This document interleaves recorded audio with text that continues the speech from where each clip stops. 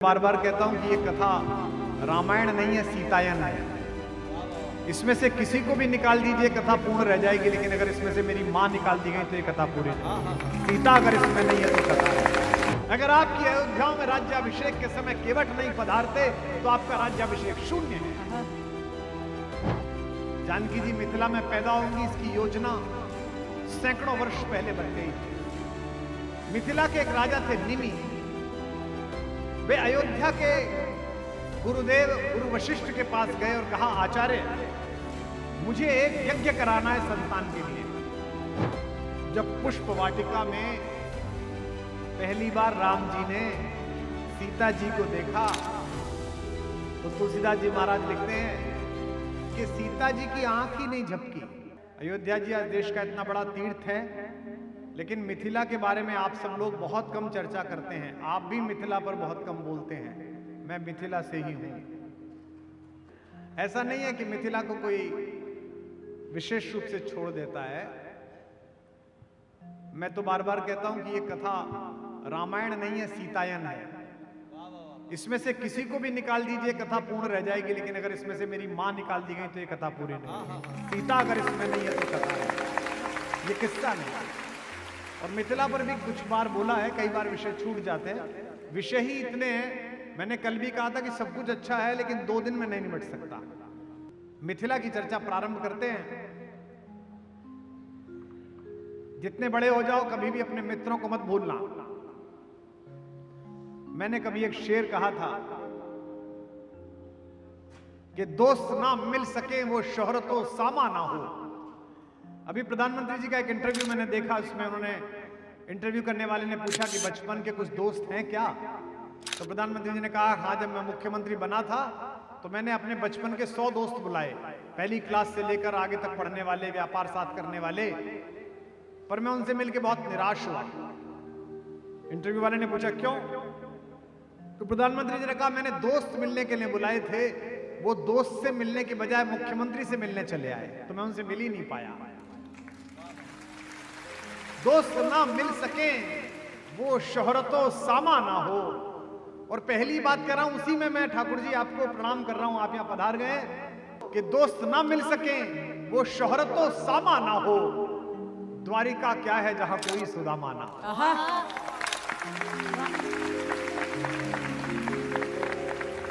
अगर आपकी द्वारिकाओं में सुदामा नहीं आते तो आपकी द्वारिकाएं खंडर हैं। अगर आपकी अयोध्या में राज्याभिषेक के समय केवट नहीं पधारते तो आपका राज्याभिषेक शून्य है। मिथिला से हमारी मां आई हैं, उनके यहां से एक झा जी हैं, 24 साल के। उन्होंने प्रश्न खड़ा कर दिया कि आप अयोध्या पर कल बहुत बोले, मिथिला पर क्यों नहीं बोले?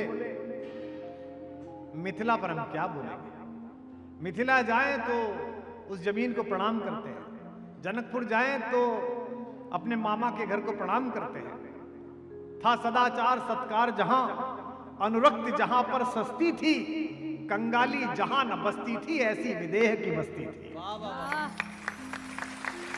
एक राजा ने अपनी जनता को अकाल से पीड़ित देखा तो राजा ने कहा, मैं खुद हल चलाऊंगा। ऐसे राजा कितने हैं जो सोचे कि मैं स्वयं ये बीड़ा उठाऊंगा? लोकतंत्र के नवीन राजा बैठे हुए हैं, सांसद जी बैठे हुए हैं, विधायक जी बैठे हुए हैं, लेकिन ऐसे राजा कितने हैं जो कहें कि प्रजा पीड़ित है, आओ मैं ये काम करता हूं। कंगाली जहां न बसती थी, ऐसी विदेह की बस्ती थी।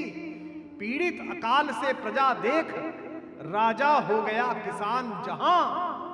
और जहां शुभम झा बैठे हो उनको बताना कि हम मां की जगी को, अपने नंदसाल को भी उतने ही आदर से याद करते हैं जितनी अपनी अयोध्या को याद करते हैं। पीड़ित अकाल से प्रजा देख, राजा बन गया किसान जहां। किस भांति वहां का वर्णन हो, प्रगति शोभा की खान जहां। जहां स्वयं श्री जानकी जी प्रकट हुई हो, उस मिथिला का क्या वर्णन है? आप सबको पता है कि जानकी जी मिथिला में पैदा होंगी, इसकी योजना सैकड़ों वर्ष पहले बन गई थी। मिथिला के एक राजा थे निमि। वे अयोध्या के गुरुदेव गुरु वशिष्ठ के पास गए और कहा, आचार्य मुझे एक यज्ञ कराना है संतान के लिए। आचार्य वशिष्ठ ने कहा कि मैं इक्ष्वाकु वंशियों का आचार्य हूं, यहां बहुत काम है, आराम से कराऊंगा, अभी तुम कोई दूसरा आचार्य ढूंढ लो। उन्होंने कहा तो यूं ही था, लेकिन निमि ने इस बात को गंभीरता से ले लिया। आचार्य वशिष्ठ को लगा कि निमि प्रतीक्षा करेगा कि वशिष्ठ कब थोड़े से निवृत्त होंगे और मेरा यह पुण्य यज्ञ करा पाएंगे। लेकिन राजाओं को भी जल्दी होती है अपना उद्देश्य पूरा कराने की। निमि ने एक दूसरा आचार्य ढूंढ लिया। वो आचार्य इतना योग्य नहीं था जितने वशिष्ठ थे। वशिष्ठ तो गुरुनाम गुरु हैं। वशिष्ठ तो हमारे सप्तऋषियों की आभा का प्रथम सोपान है। वशिष्ठ जी को जब यह पता चली और उस आयोजन के लिए दूसरा आचार्य कर लिया गया है, तो उनको बहुत कोप हुआ, बहुत क्रोध आया, नाराज हो गए और उन्होंने निमि को शाप दिया कि तुम्हारा शरीर नष्ट हो जाए। अब निमि उत्तराधिकारी पैदा करने के लिए यज्ञ कर रहा है और वशिष्ठ जी ने शाप दे दिया कि तुम्हारा शरीर नष्ट हो जाए। वशिष्ठ जी का शाप उचित नहीं था। निमि अपनी इच्छा से यज्ञ करा सकता था। निमि का शरीर नष्ट होने लगा। अब उत्तराधिकारी कैसे मिले? तो निमि के शरीर को मत कर जो निकाला गया, मिथि निकाली गई, उससे एक नया बच्चा पैदा हुआ जिसने मिथिला राजवंश की स्थापना की। क्योंकि निमि की मिथि से वो बालक पैदा हुआ, इसीलिए उसको मिथिला कहा जाता है। उस राजवंश का नाम मिथिला रखा गया। देवता आए, देवताओं ने कहा कि वशिष्ठ जी ने गलत किया। महाराज निमि, आपके साथ ऐसा होना नहीं चाहिए। महाराज निमि ने कहा कि ठीक है, मेरा शरीर जाने दीजिए, मेरा उत्तराधिकारी हो गया। आप मुझसे प्रसन्न हैं तो मुझे एक वरदान दीजिए। यहां से माता जानकी की प्रकट होने की भूमिका तैयार हो रही है। कहा कि वरदान मांगिए। तो उन्होंने कहा कि जिस प्रकार से मैं इनके द्वार तक गया और इन्हें आदर मुझे नहीं मिला, मुझे वरदान दीजिए कि एक दिन ऐसा आए कि इनका युवराज मेरे द्वार तक चलकर आए। देवताओं ने कहा कि वरदान फलित होगा। आपके घर में श्री जगदम्बा स्वयं प्रकट होंगी। जब श्री हरि अयोध्या में जन्म लेंगे राम के रूप में, तो उनके वरण के लिए वो आपके द्वार तक पधारेंगे। अब देखिए कितनी वैज्ञानिक बात है। देवताओं ने कहा कि महाराज निमि, ये जो सुख पैदा होगा इसे तो आप देख ही नहीं पाएंगे। तो निमि ने कहा वरदान मैंने आधा ही तो मांगा है। मुझे वरदान दीजिए कि मैं प्रत्येक मनुष्य की पलक पर बैठा रहूं। और ये जो हमारी पलकें झुकती हैं एक निश्चित अंतराल के बाद, ये महाराज निमि के पलकों पर बैठे रहने के कारण झुकती हैं। इसीलिए एक पलक को संस्कृत में निमिष कहा जाता है। एक निमिष में, एक पल में, ऐसा कहा जाता है। अब देखो कितनी अद्भुत बात है। महाराज निमि ने कहा कि मैं अकेला क्या, दुनिया के हर मनुष्य की आंख से मैं अपनी बिटिया को देखूंगा।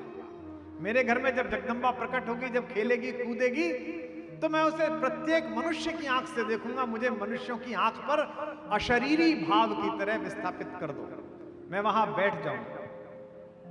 जब पुष्प वाटिका में पहली बार राम जी ने सीता जी को देखा, तो तुलसीदास जी महाराज लिखते हैं कि सीता जी की आंख ही नहीं झपकी, राम जी की आंख ही नहीं झपकी। क्यों नहीं झपकी? सीता जी देखती रह गई। क्योंकि हमारे घर में आज भी संस्कार ऐसा है कि बेटी और दामाद एकांत में हो तो हम वहां से हट जाते हैं। पुत्री दामाद को देख रही है तो महाराज निमिष भी पलकों से उतरकर चले गए कि इन दोनों को एक दूसरे का दर्शन करें। सूरज कुल का सूरज निखार, द्रग दोनों सूरज मुखी हुए। या सीता जी के कमल नयन, रवि राम निरख कर सुखी हुए। शोभा सुंदरता देख देख मिथिलेश नंदिनी चकत हुई। रचना विधान की मिली नहीं, इसलिए जानकी चकत हुई। मुखमंडल का आलोक देख सुधि बिसरी राजकुमारी की। सम्मुख सूरज के अपलक थी अखियां श्री जनक दुलारी। मिथिला ऐसी जगह है, पूरी दुनिया राम जी को बिना श्री राम के नहीं बोलती, राम जी के बिना नहीं बोलती। बेटा शुभम झा, तुम्हारा तो सौभाग्य है कि तुम ऐसी जगह पैदा हुए जहां त्रैलोक्य के स्वामी को पटरे पर बिठाकर तुम्हारी बुआओं ने और तुम्हारी मौसियों ने गालियां सुनाई। राम जी बैठे और सबने गालियां बकी। कह उठी सखी, एक सखी बोली, कौशलपुर का अचरज हम एक सुनाते हैं, मजा लीजिएगा, आनंद लीजिए। राम जी को गाली पड़ रही है, हम जरा सी गाली पड़ने पे व्यथित हो जाते हैं। 4 आदमियों ने फेसबुक पे लिख दिया, भाई साहब देखो मेरे बारे में ये लिखा है। अबे कल कोई और पोस्ट आ जाएगी, कह उठी सखी कौशलपुर का अचरज हम एक सुनाते हैं, ये बहना यहां खीर खा के बच्चे पैदा हो जाते हैं। बोली यहाँ देखो इनके यहाँ बड़ा अजीब काम है, हमने अलग अलग तरीके से बालक पैदा होते देखे, इनकी अम्मा ने खीर खाई और ये पैदा हो गए। ए बहना यहाँ खीर खाकर बेटे पैदा हो जाते हैं। अब राम जी को कोई कहे तो राम जी तो सह सकते हैं, लेकिन लक्ष्मण जी नहीं सह सकते। लक्ष्मण जी वहीं बैठे थे, लक्ष्मण जी उत्तर प्रदेश के थे, कुछ भी आता नहीं था, उत्तर देना तो आता ही था। लक्ष्मण जी का उत्तर आप तक पहुंचे तो लखनलाल जी के जय घोष से परंपरा प्रारंभ हो। हे बहना यहाँ खीर खाकर बेटे पैदा हो जाते हैं। मुस्काकर कहा लखन जी ने, अचरज उससे है बड़ा यहाँ, बेटी समेत धरती में से निकले करते हैं घड़ा यहाँ। बोले हमारे यहाँ फिर भी कुछ खाके तो होते हैं, तुम्हारे तो घड़े में से ही पैदा हो जाते हैं। राम जी और सीता जी की युति में मिथिला आवश्यक है। विदेह को सीता जी तभी मिली, जनक जी को सीता जी तभी मिली जब वो हल चला रहे थे, जब वो राज्यसभा में बैठे थे तब नहीं मिली, जब वो रेवेन्यू इकट्ठा कर रहे थे तब नहीं मिली, जब वो श्रम कर रहे थे तब जगह मिली। और पश्चिम ने पिछले 200 वर्षों में आकर हमारे यहां श्रम का महत्व 0 कर दिया। और क्यों हुआ?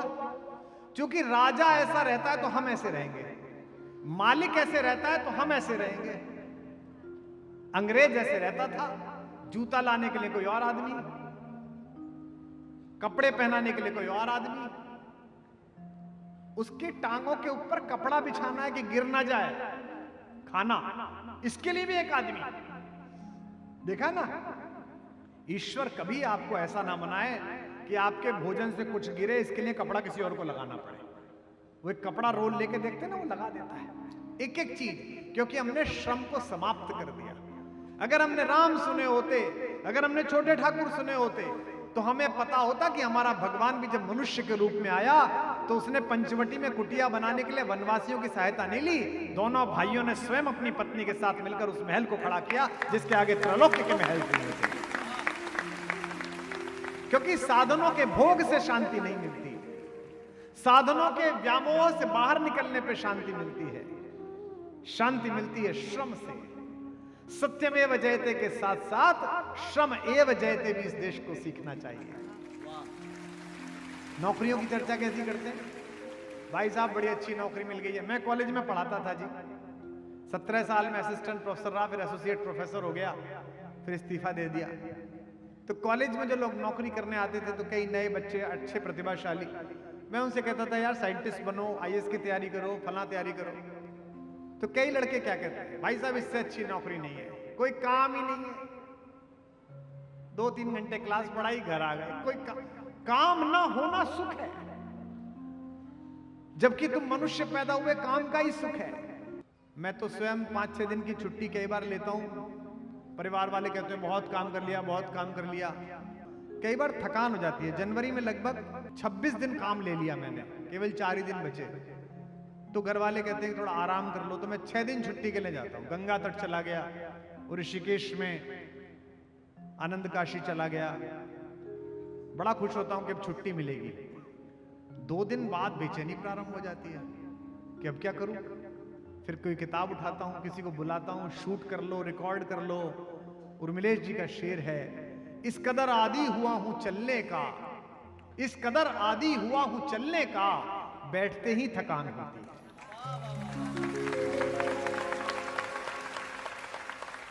आलस्य मनुष्य के शरीर का सबसे बड़ा दुश्मन है। आलस्य ही मनुष्याणाम शरीरस्थो महान रिपुः, नहीं सुप्तस्य सिंहस्य प्रविशन्ति मुखे मृगा। शेर जंगल का राजा है, लेकिन सोते हुए शेर के मुंह में कोई प्रवेश नहीं करता। बच्चियां बैठी हैं, लड़कियां बैठी हैं, बुरा मत मानना।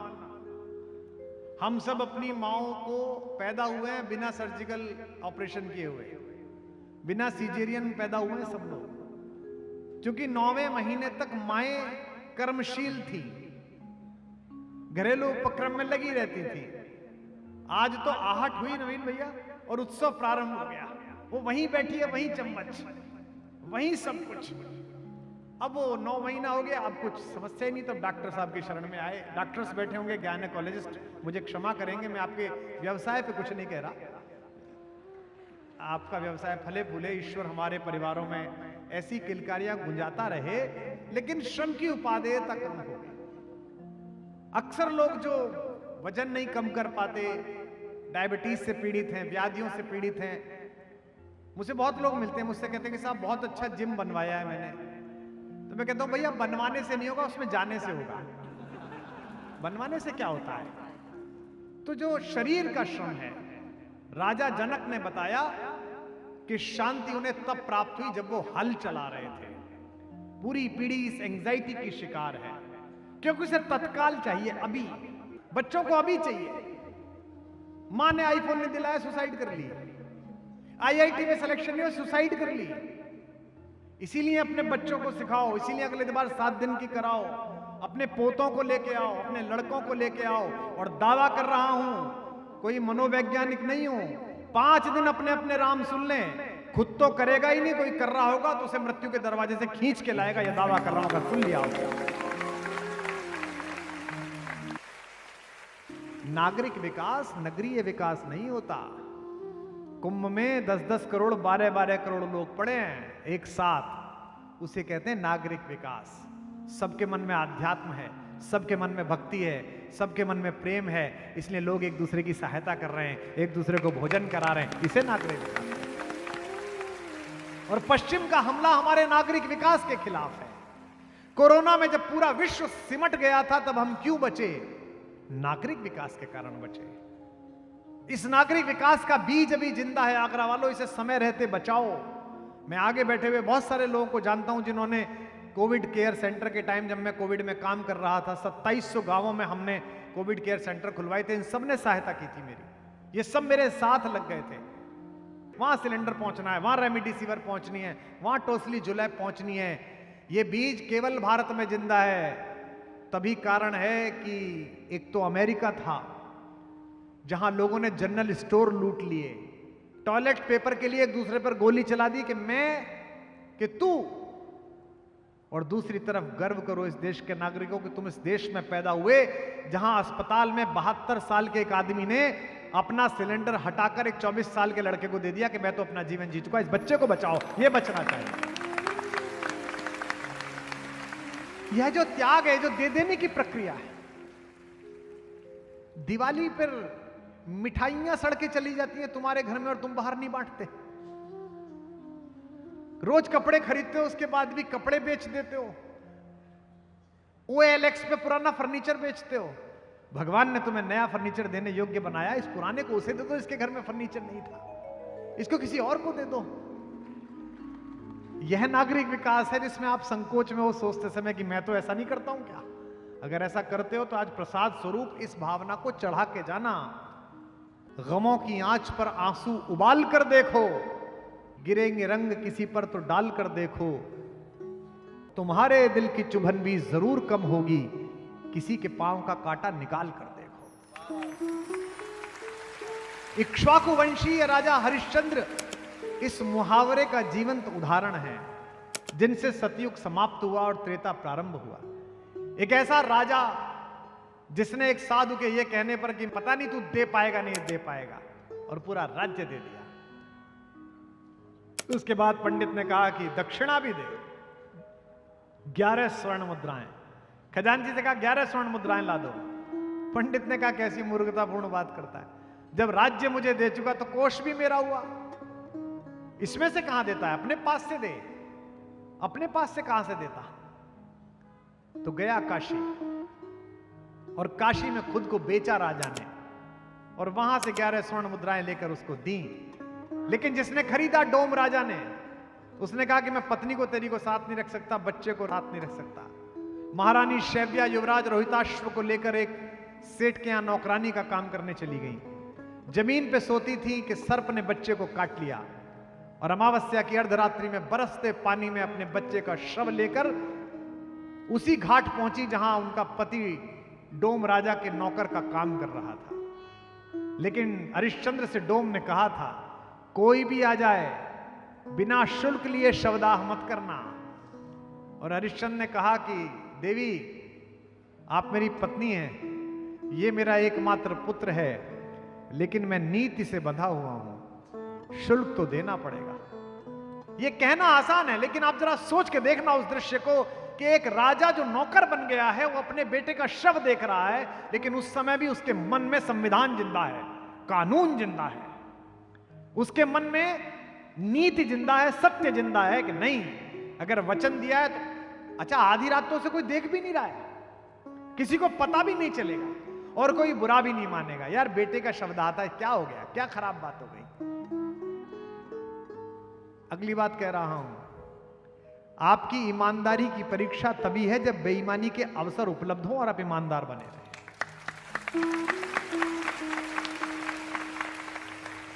और ये मैं कह रहा हूं, अन्यथा जानता हूं कि कट्टर ईमानदार बने रहने वाले लोग भी जब अवसर उपलब्ध हुआ तो कट्टर बेईमान से दो है। और मैंने अपने सामने देखे परिवर्तित होते हुए, अपने सामने दृश्य परिवर्तन होते हुए देखा कि कैसे ऐसे कैसे कर सकते हैं, लेकिन हुआ। अवसर सामने और उसके बाद आदमी ना करे तो ईमानदार है। हरिश्चंद्र के सामने अवसर था कि वे ईमानदार भी बने रहते और केवल उनकी पत्नी जान पाती जिसने टैक्स की चोरी की। वो कहती भी नहीं मेरा पति टैक्स चोर है, लेकिन सत्य पर उन्होंने मोहर लगाई, इसीलिए वे राम के पूर्वज हैं, इसीलिए वे आज आदृत हैं। अंधेरे में भी ईश्वर देखता है, उजाले में भी ईश्वर देखता है। हमसे लोग कहते हैं, तब भी कहते थे, इतना सच क्यों बोलते हो। देखो विज्ञान के विद्यार्थियों, शब्द ऊर्जा है। मैंने बोला तो मेरे गले से एनर्जी निकली, इस माइक में गई, इको हुई। हमें विज्ञान में पढ़ाया गुरुदेव ने, E = mc²। ऊर्जा न नष्ट की जा सकती है, न पैदा की जा सकती है, वो केवल रूपांतरित की जा सकती है। आने वाले 50 साल बाद नासा काम कर रहा है, दुनिया में जितनी आवाजें गूंज रही हैं सौर मंडल में, वो सब डिकोड होंगी। गीता कैसे सुनाई थी अर्जुन को श्री कृष्ण जी ने, वो डिकोड होगी। चलते समय राम जी ने क्या कहा था, डिकोड होगा। मैं आज जो कह रहा हूं वो भी डिकोड होगा, और मैंने कमरे में बैठ के बेईमानी से बचने के लिए जो जो बुरा भला बोला था वो भी डिकोड होगा। तो मैं अपना अगला जन्म क्यों बिगाड़ूं, ये जन्म तो मेरा ठीक चल ही रहा है। इसलिए सच बोलते रहो, इसलिए सच का काम करते रहो। इसकी वैज्ञानिक व्याख्या बहुत आवश्यक है। यहां बैठे सारे युवाओं, अगले किसी सत्र में भी जब प्रश्न करोगे तो किसी भी साधु संत से करना, किससे करना, मेरे में तो पात्रता भी नहीं है। आप जिस धर्म और संस्कृति में पैदा हुए हो परम वैज्ञानिक है। आपको आज पता चल रही है विज्ञान से, तो इसका मतलब यह नहीं है कि आप पिछड़े हुए हैं। इसका मतलब विज्ञान की गति अभी पीछे चल रही है। हम सबके यहां शादी के समय फेरे हो जाने के बाद बच्चों को सप्तऋषि दिखाए जाते हैं, और सप्तऋषि दिखाते समय कहते हैं कि ये अत्रि ऋषि और अनुसुईया के जोड़े की भांति तुम्हारा जीवन कटे। ये श्लोक आता है, आप सबने देखा होगा। सप्तऋषि में अत्रि ऋषि जो हैं उनके नीचे माता अनुसुईया हैं, जिन्होंने सीता जी को सतीत्व का ज्ञान दिया था। अनुसुईया जी ने माता सीता को ऐसा वस्त्र दिया जो कभी धूमिल नहीं होगा। लोग कहते हैं जी ऐसा कैसे हो गया, धूमिल नहीं होगा। प्रतीक समझिए, चरित्र का वस्त्र दिया जो कभी धूमिल नहीं होता। ये इसका सिंबॉलिज्म है, ये इसका प्रतीक शास्त्र है।